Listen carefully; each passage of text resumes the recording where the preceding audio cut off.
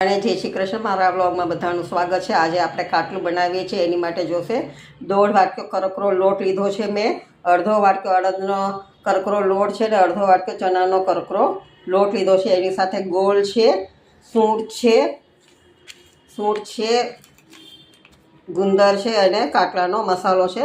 ને પહેલાં બધામાં આપણે વાપરશું ઘી।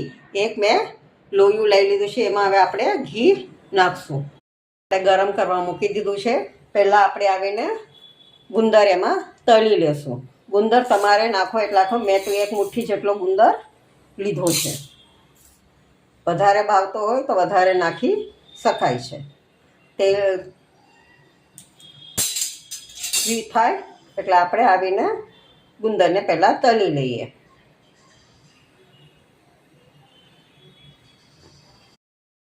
ઘી થઈ ગયું છે એટલે આપણે થોડું થોડું કરીને ગુંદર એમાં તળી લઈએ।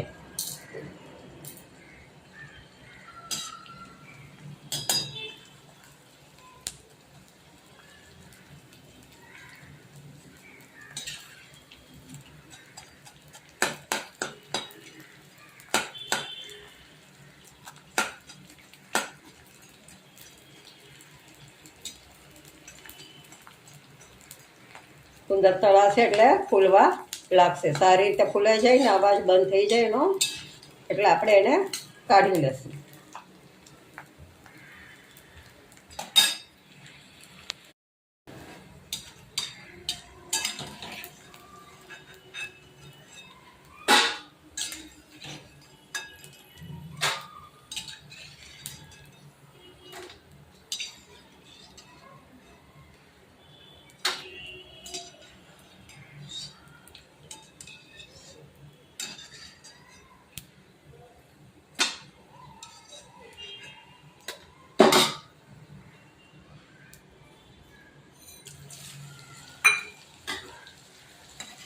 ગુંદર બધો તળી લઈએ આપણે પહેલાં, પછી આપણે લોટ શેકીએ।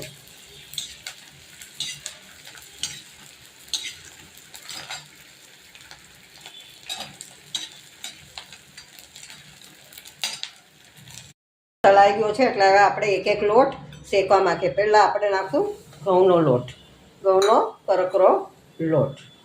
ઘી ઓછું પડે તો બીજું ઘી આપણે નાખી શકીએ છીએ।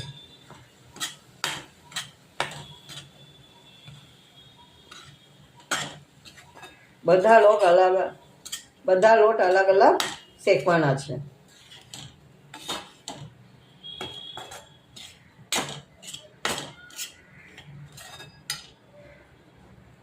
ઘી ઓછું છે તો આપણે બીજું ઘી નાખી દઈએ।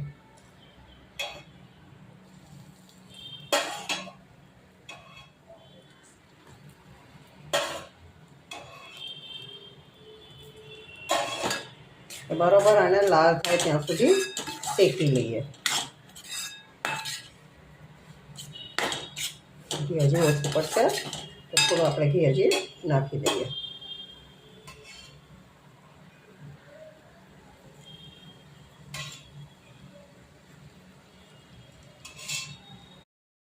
હવે આપણે ઘઉંનો લોટ શેકીએ છીએ બરોબર, જરા લાલાશ પડતો થાય એટલે આપણે એને કાઢશું। એ બધા લોટ ધીમે તાપે શેકવાના છે। ફાસ્ટ તાપે તળશો તો ઉપરથી થઈ જશે, અંદર એમને કાચા જેવો રહેશે, એટલે બધા લોટ આવીને ધીમે તાપે શેકવાના છે।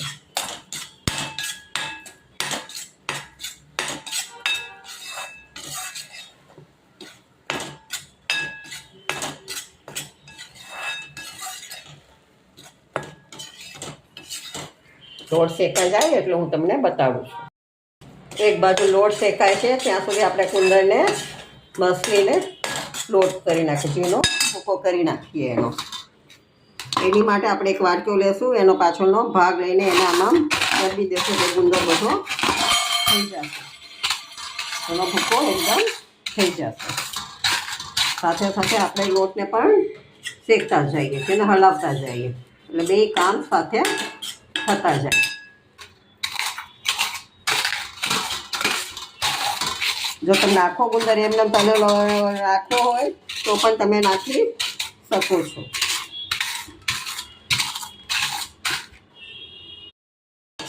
ઘઉંનો લોટ સરસ શેકાઈ ગયું છે, ઘી બધું ઉપર આવવા લાગ્યું છે, એ દેખાડે છે કે લોટ બરાબર શેકાઈ ગયો છે, ઘી બધે દેખાવા લાગે છે. હવે આપણે એને કાઢી લઈએ. ઘઉંનો લોટ કઢાઈ ગયો છે, તો હવે આપણે પાછું ઘી નાખીને અડદનો લોટ શેકી નાખીએ.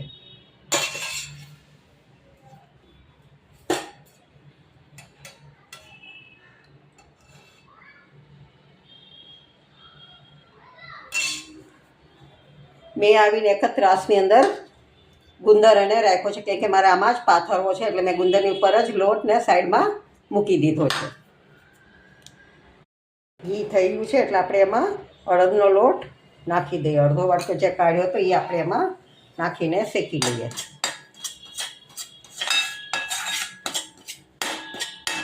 ઘી ઓછું પડે તો વધારે નાખતા જવાનું. થોડું ઘી ઓછું છે એટલે હું અડધી ચમચી જેટલું ઘી નાખું છું.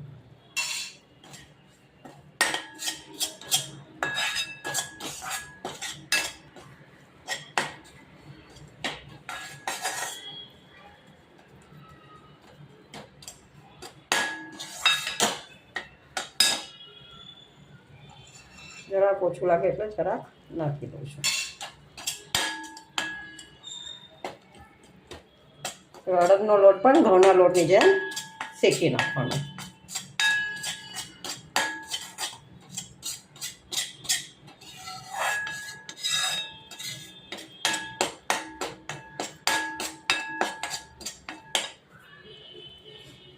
ઠંડીની સિઝન ચાલુ થઈ ગઈ છે, એટલે આ બધું ખાવાની મજા આવે. બધા વસાણા ખાવાની મજા આવે. આજે આપણે કાટલું બનાવીએ છીએ, પછી આપણે એક દિવસ અડદિયો પણ બનાવશું. એની પણ હું તમને રીત બતાવીશ કે અમારા ઘરમાં કેવી રીતે બને છે. કાટલું પણ અમારા ઘરમાં કેવી રીતે બને છે એ જ હું તમને બતાવું છું.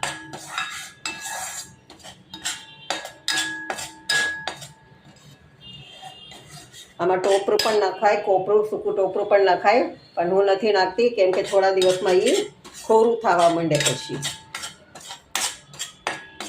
એટલે હું ટોપરું વાપરતી નથી.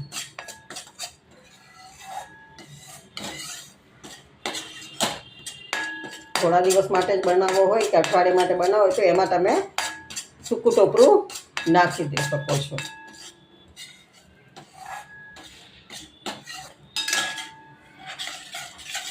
લોટ શેકાય છે એટલે હું તમને બતાવું છું. અડદનો લોટ મેં કાઢી લીધો છે ને હવે મેં પાછું ઘી બીજું મૂકી દીધું છે. એમાં આપણે શેકવાનો છે ચણાનો લોટ. બધા લોટ આવીને કરકરા જ લેવાના છે. આમાં તમે કાટલામાં બાજરાનો લોટ પણ થોડો વાપરી શકો છો, પણ મેં નથી નાખ્યો. ઘી થઈ ગયું છે, આપણે હવે ચણાનો લોટ એમાં શેકી નાખીએ.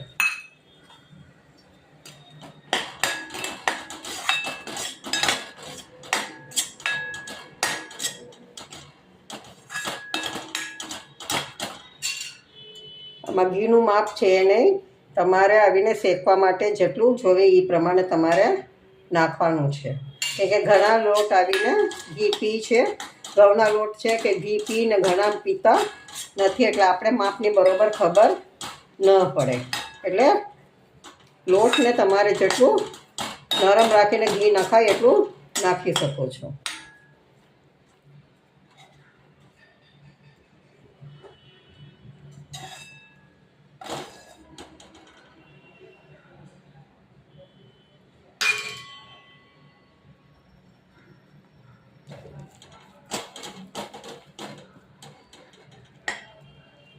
ચણાના લોટમાં મેં આવીને લવિંગ નાખ્યા હતા, એ પણ આની અંદર આવી ગયા છે.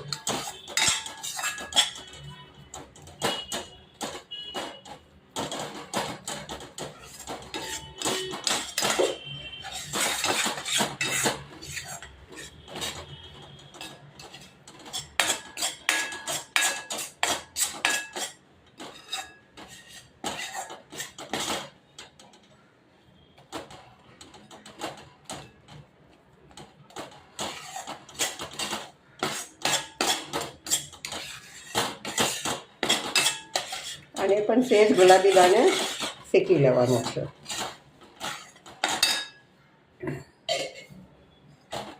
હવે ઘીની કાંઈ જરૂર નહીં પડે.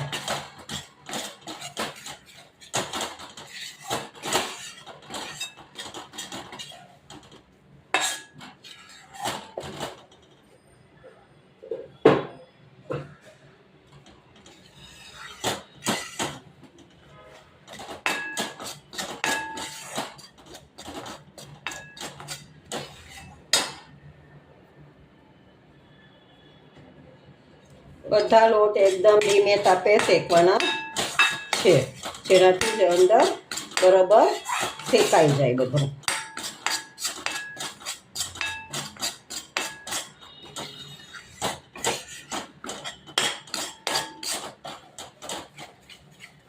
લોટ શેકાય એટલે હું તમને બતાડું છું.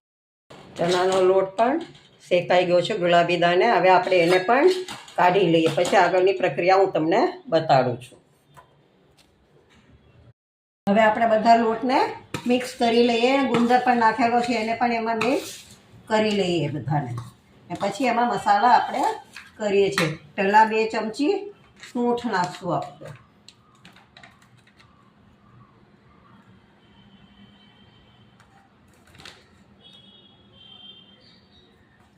પછી કાટલાનો મસાલો નાખશું.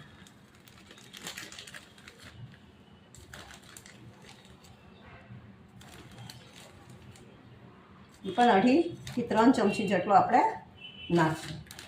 પાછું બધું મિક્સ કરી લઈએ. એટલે બરોબર એમાં ગરમ ગરમમાં જ નાખી દઈએ એટલે બધું બરોબર મિક્સ થઈ જાય ને એની અંદર બધું આવી જાય.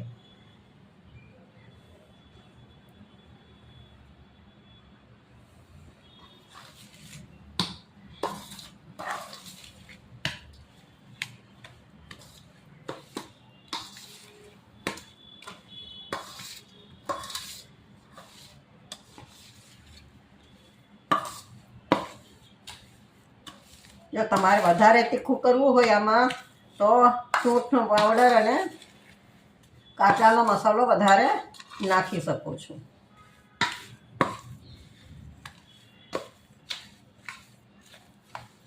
આમાં હવે આપણે ગોળ પણ નાખી દઈએ છીએ. જોઈતા પ્રમાણમાં ગોળ નાખવાનો. આ દેશી ગોળ છે, તમે ચાલુ ગોળ પણ વાપરી શકો છો. બરોબર હવે એને મિક્સ કરીને રહેવા દઈએ. ઠરી જાય થોડો એટલે ગોળ બરોબર મિક્સ થઈ જાય ત્યાં સુધી એને એમને રહેવા દઈએ. તમે આના લાડવા પણ વાળી શકો છો ને પાથરીને ચોસલા પણ પાડી શકો છો.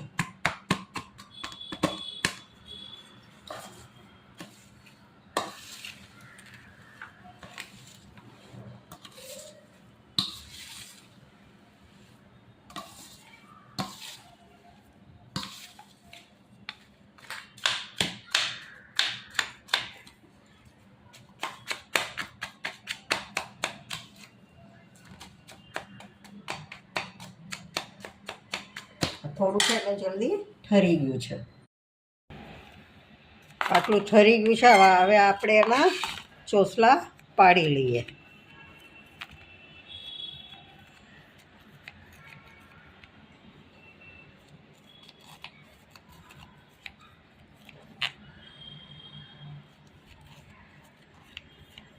તમારે જે સાઈઝના પાડવા હોય એ સાઈઝના પાડી શકો છો.